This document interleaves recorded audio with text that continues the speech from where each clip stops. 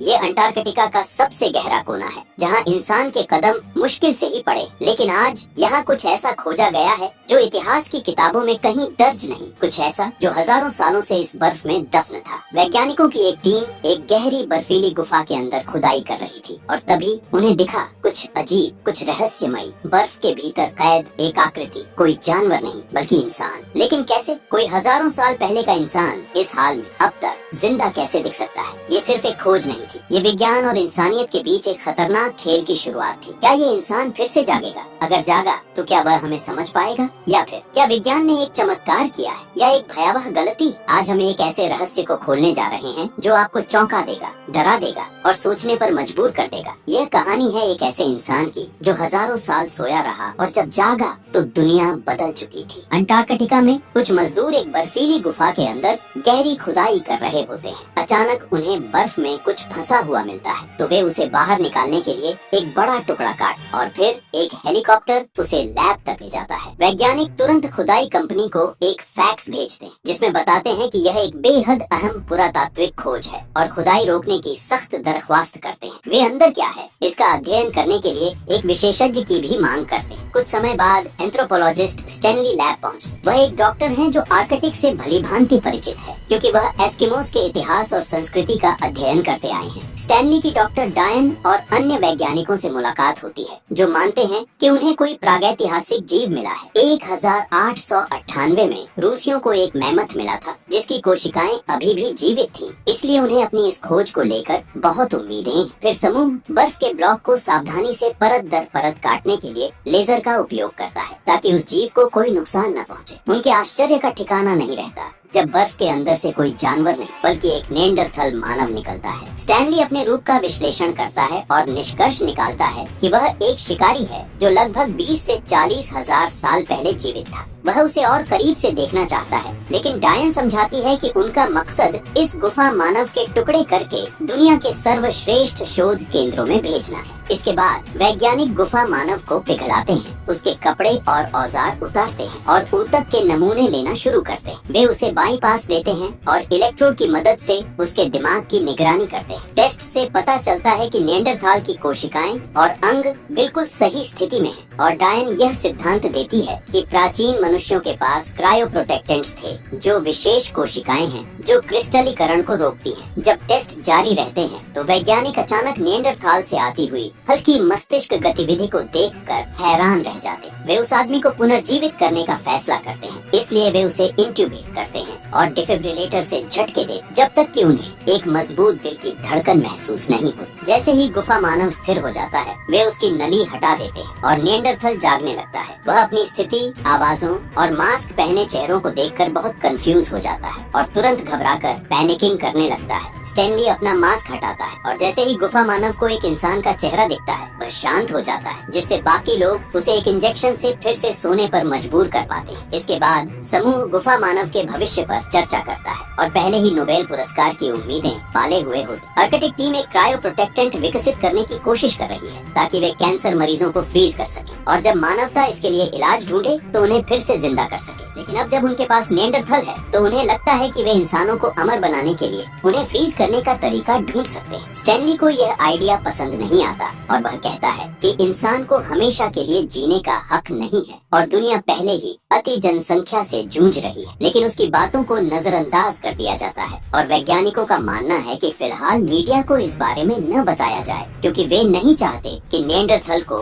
एक सेलिब्रिटी बना दिया जाए। फिर स्टैनली कहता है कि पहले इस गुफानुमा इंसान को उसके प्राकृतिक माहौल में अध्ययन किया जाना चाहिए, इससे हमें प्राचीन समय के बारे में ज्यादा जानकारी मिलेगी। बहुत मनाने के बाद वह टीम को मनाने में सफल हो जाता है और उसे 2 हफ्ते का समय मिलता है ताकि वह अपना रिसर्च कर सके। जल्दी ही एक खास विबेरियम जैविक प्रयोगशाला तैयार कर दी जाती है और उसमें नेंडरथल को रखा जाता है। जब वह उठता है तो उसे चारों ओर का माहौल फेमिलियर लगता है और वह अपनी पुरानी आदतें दोहराने लगता है। वह अपनी प्यास बुझाने के लिए जामुन का रस पीता है और एक पक्षी को उसके घोंसले से अंडे चुराने के लिए भगा देता है। शाम को वह पत्थरों की मदद से आग जलाता है और अपना खाना पकाता है। सुबह होते ही वह झरने के नीचे अपना शरीर धोता है, फिर खुद से बनाई गई भाले के साथ शिकार पर निकलता है। वह कुछ आवाजें करता है जो जंगली स्वर का ध्यान खींच लेती हैं और स्वर उसे हमला करने के लिए दौड़ पड़ता है, लेकिन आखिरी सेकंड में वह उसे चकमा देकर बच जाता है और स्वर पत्थरों के बीच फंस जाता है, जिससे वह उसे मार डालता है। बाद में जब वह मछली पकड़ने जाता है तो गलती से उसे एक नली मिल जाती है और वह उसका सिरा तोड़ देता है। अचंभित होकर उस धातु को देखता है। बहुत देर तक सूंघने और चाटने के बाद वह नली का पीछा करने लगता है। उसे जमीन से बाहर खींचते हुए एक धातु के दरवाजे तक पहुंचता है। वह उसे झकझोरता है जब तक वह खोल नहीं जाता और तभी वैज्ञानिक दौड़ते हुए दूसरे दरवाजे को बंद करने की कोशिश करते हैं ताकि वह अंदर न आ सके। लैब के जीव चीखने लगते हैं जबकि वैज्ञानिक उसे डराने के लिए जोर जोर से शोर मचाते हैं। गुस्से में नेंडरथल झरने को चढ़ता है और उस मशीन को खोजता है जो उसे चलाती है। वो चिल्लाने लगता है जैसे ही वह मशीन को तोड़ने की कोशिश करता है और दीवार पर मारता है। तभी एक वैज्ञानिक विवेरियम में आता है और उसे ट्रैंक्विलाइजर डार्ट से शूट कर देता है। फिर उन्हें उसे स्ट्रेचर पर लिटाकर ऑपरेशन रूम ले जाना होता है, जहां वे वही सैंपल्स लेंगे जैसे उन्होंने पहले प्लान किया था। स्टैनली घबराता हुआ कहता है कि उसके 2 हफ्ते अभी पूरे नहीं हुए हैं, लेकिन डायन उसे कहती है कि वो जैसी चीजें हैं उन्हें वैसे ही स्वीकार कर ले। शाम को स्टैनली डायन को एक वीडियो दिखाता है जिसमें अलग अलग जनजातियां लपटों पर कदम रखते हुए नृत्य करती हैं, लेकिन डायन कहती है कि ये तो बस एक नर्व ब्लॉक। स्टैनली ये बताता है कि ये सिर्फ दर्द की कमी को समझाता है, न कि त्वचा पर छाले न होने की वजह। फिर वो वीडियो को आगे बढ़ाता है और एक सीन दिखता है जहाँ एक आदिवासी आदमी अपने दोस्त के चेहरे में सुइयां गड़ा रहा है क्योंकि खून नहीं निकलता। स्टैनली सोचता है कि शायद वो कोई ऐसा रासायनिक तत्व बना रहे हैं जो उनकी त्वचा को बचाता है। वो अंदाजा लगाता है कि शायद प्राचीन इंसान भी ऐसा ही कुछ बनाता था और डायन को यकीन दिलाता है कि वो और गहरे अध्ययन के लिए उसे और समय दे। जैसे ही नेएंडरथल को विवारियम में वापस लाया जाता है, स्टैनली भी बिना किसी हथियार या चीज के उसके अंदर प्रवेश करता है ताकि उसे डर न लगे। शक्की आदमी हर जगह दौड़ते हुए, गरजते हुए और चिल्लाते हुए छिपने के लिए जगह ढूंढता है। स्टैनली डर के बावजूद धीरे धीरे उसकी तरफ बढ़ता है जब तक दोनों आमने सामने नहीं आते। कुछ पल की हिचकिचाहट के बाद गुफावादी स्टैनली पर कूदता है और उसे एक पत्थर से मारने की तैयारी करता है, लेकिन तभी ऊपर से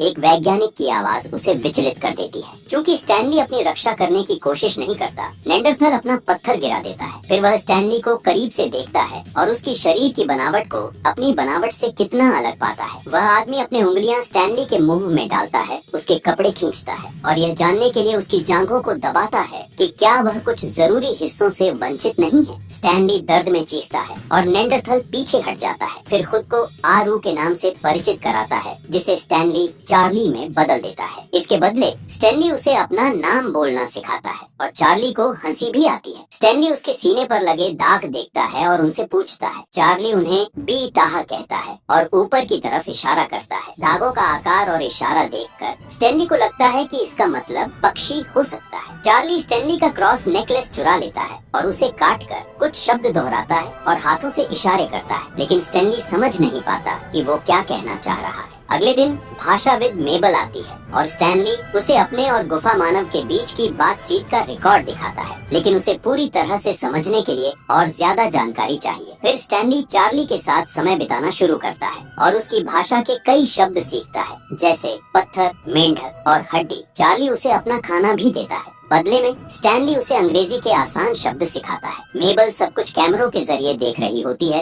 और चार्ली के विशाल शब्द भंडार को देखकर बहुत प्रभावित होती है। एक रात जब वे आग के पास बैठते हैं, स्टैनली एक गाना गाने लगता है। चार्ली को यह पसंद आता है और वह उसे गाते रहने के लिए उत्साहित करता है। अपने खाने के हड्डियों से खेलते हुए चार्ली खुशी खुशी गाने के लिए कुछ आवाजें करता है। कुछ समय बाद वैज्ञानिक चार्ली को फिर से सोने के लिए भेज देते हैं ताकि वे और नमूने ले सके और एक नया प्रयोग शुरू कर सके। उसे एक खास चैम्बर में रखा जाता है जिसमें बहुत ठंडा तापमान होता है। उम्मीद है कि इससे क्रायो प्रोटेक्टेंट्स एक्टिव हो जाएंगे और वैज्ञानिकों के लिए इन्हें निकालना आसान हो जाएगा। स्टैनली लगातार विरोध करता है, कहता है कि वे चार्ली को मार डाल रहे और उसे किसी प्रयोगशाला के चूहों जैसा बर्ताव नहीं करना चाहिए। चार्ली की धड़कन धीरे धीरे कम होने लगती है और वैज्ञानिकों के पास उसे बाहर निकालने के अलावा कोई और रास्ता नहीं बचता। बाद में विवेरियम में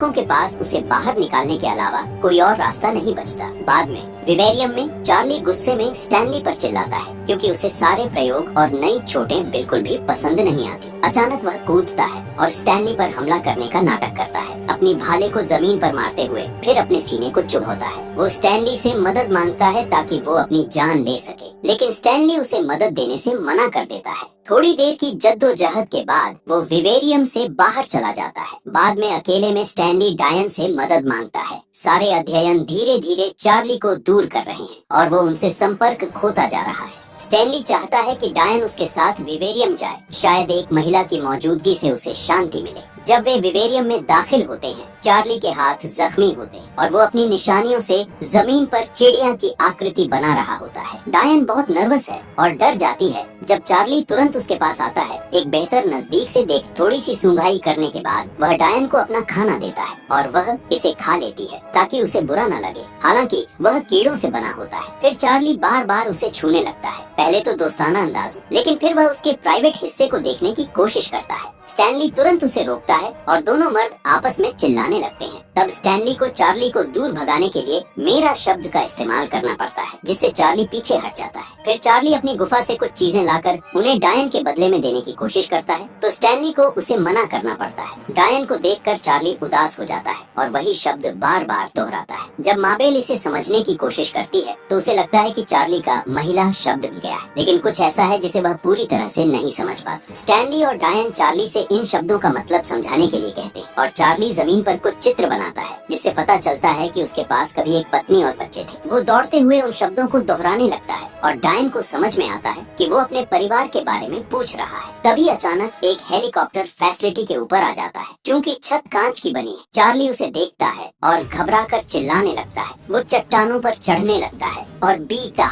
यानी पक्षी अपने शब्दों को बार बार दोहराता है। वैज्ञानिक तुरंत हेलीकॉप्टर को वहाँ से जाने के लिए कहते हैं, लेकिन चार्ली शांत नहीं होता। वो विवेरियम की चोटी तक चढ़कर छत की ओर चिल्लाते हुए बीता कहता रहता है। कुछ समय बाद स्टैनली एक एस्किमो जनजाति से मिलता है और वो शब्द साझा करता है जो उसने चार्ली से सुने थे, जिसे समूह पहचान लेता है। स्टैनली जल्दी से लैब वापस लौटता है और डायन को अपनी खोज बताता है। बेताह का मतलब है सेडना, एक विशाल पक्षी की कथा जो भगवान का संदेशवाहक होता है और लोगों को उनके कर्मों के हिसाब से स्वर्ग या नरक ले जाता है। वे अनुमान लगाता है कि चार्ली की जनजाति तब समाप्त हो गई जब चुंबकीय ध्रुव पलट गया और उस क्षेत्र के सभी जानवर मर गए। चार्ली को शायद ये ऐसा महसूस हुआ कि ये भगवान का सजा है और उसने एक ख्वाब सा रास्ता अपनाया, यानी वो बाहर गया ताकि उस पक्षी को ढूंढ सके और जानवरों की वापसी के बदले खुद को बलि चढ़ा सके। अब चार्ली को लगता है कि हेलीकॉप्टर ही सेडना है, तो उसे शांत करना अब नामुमकिन है। 34 घंटे बाद चार्ली ने अपनी सारी कपड़े, औजार और वो सब चीजें पहनी है जो स्टैनली ने पिछले कुछ दिनों में उसे दी थी। वो अब अपने शरीर को रंगने के लिए पिसी हुई जामुन का इस्तेमाल करता है। चार्ली कभी नहीं रुकता,